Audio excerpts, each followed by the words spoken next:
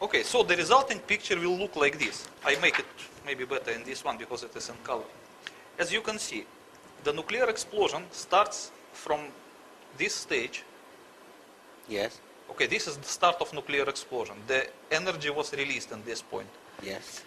Next, it evaporated the rock. So it created the cavity of primary size, which Yes. is tend to expand by the pressure of gases.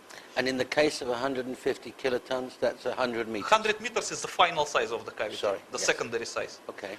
Okay, so the primary size will be a little bit smaller.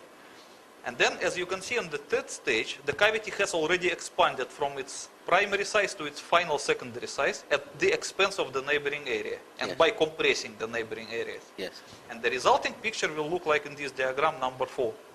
So in the middle will be a cavity of secondary size, and this blue area will be called crushed zone, and the green area is damaged zone. So the filling of the crushed zone is the completely pulverized microscopic material, as we discussed. But I'm intrigued about this crashed zone and the pulverized particles. Yes. Do I take it the center is still incredibly hot? It doesn't matter, Massive because temperatures. eventually it will cool down anyways. Right. But then we've got this pulverized dust. Yes. No matter what the material is, steel, human beings, doesn't matter. granite, anything. Anything, it will be just pulverized irrespectively of what it was. Because the pressure of these gases is so high that it will equally pulverize everything. In your book, you explain that the pulverized dust can take the form of what it was originally. Yes. Form and the But color. then you pick it up Yes. and it's just dust, it's not there. Yes. So you can pick up some rock from here, and it will look like an original piece of rock. Like a pebble. Yeah, you can see the same color and the same form as it was before. Right. But when you grab it and you press it a little bit with your finger, it will just crush to the microscopic dust. So the atoms of that article are still the same material, Yes. but they're just not they're not connected in No, I a would not say that it will be crushed to atomic structure. No. No, to no. microscopic. No, I'm just trying to get a picture because we're going to come and look at dust later and see if it's the same dust. Yes. Okay, so now, as you can understand this, I want to explain about the destructive factors of the underground nuclear explosion. So this is the level of surface, and this is our underground nuclear explosion. So as you can see, there was no thermal radiation, because it was underground, there was no air around. There was no air blast wave, because there was no air around. And third, the penetrating ionizing radiation that can injure people instantly could not reach the Earth's surface because as a part of primary radiation, it was absorbed by surrounding areas of the rock. So the people standing on the Earth's surface could not be injured by the radiation because it was still underground, it's contained. When presumably Americans and Russians test an underground nuclear device, they put it underneath the desert.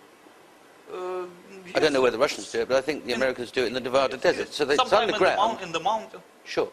But is that because they're worried about material or radiation escaping through the surface and damaging people? No. First of all, they do not want nuclear testing to create an atmospheric nuclear explosion. They just want to contain that underground. That is first of all. Yeah. Okay. The second thing, why they do it in remote areas, because even though this explosion is contained, the highly radioactive gases which are inside the cavity will eventually escape to the Earth's surface by some crevices in the rock. Gases. Yes, of course they will escape eventually. And they contain radioactivity. Yes, they are radioactive. So if someone stands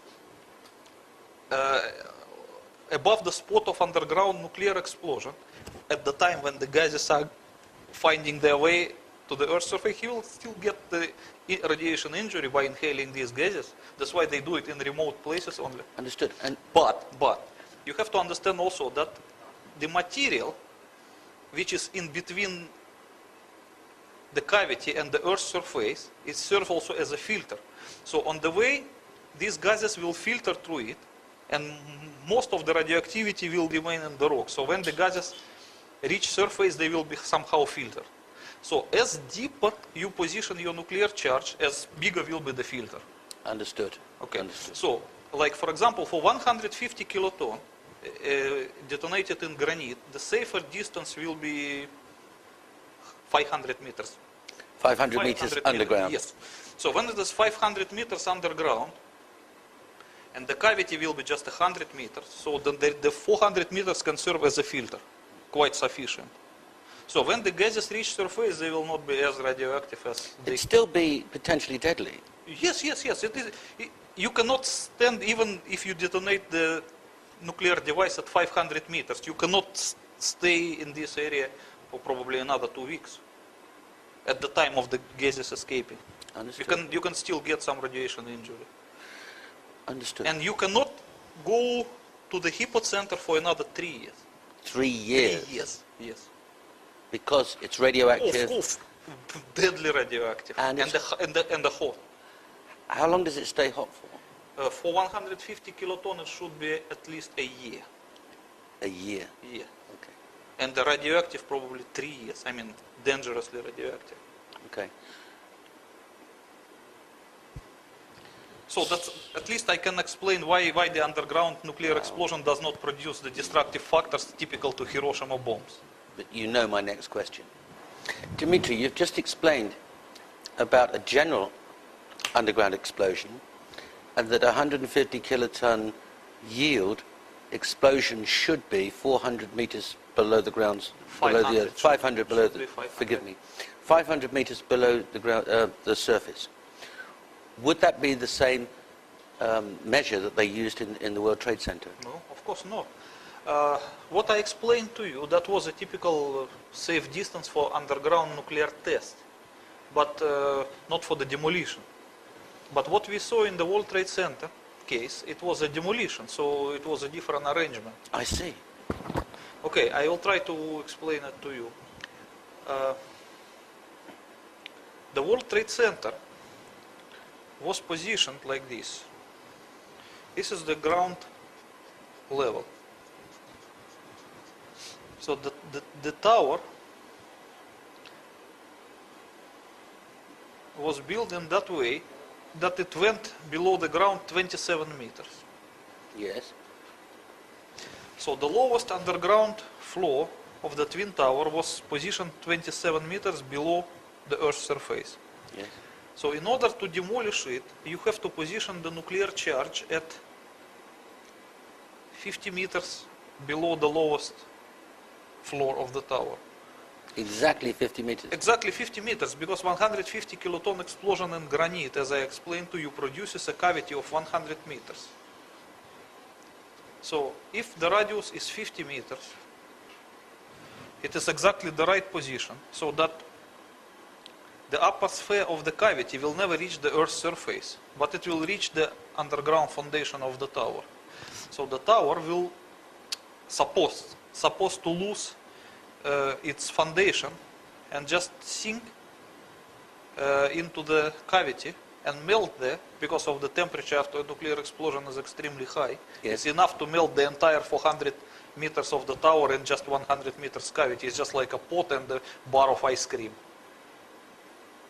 So that was the demolition idea. That's why they position the nuclear charge, if measuring from the Earth's surface, is 77 meters.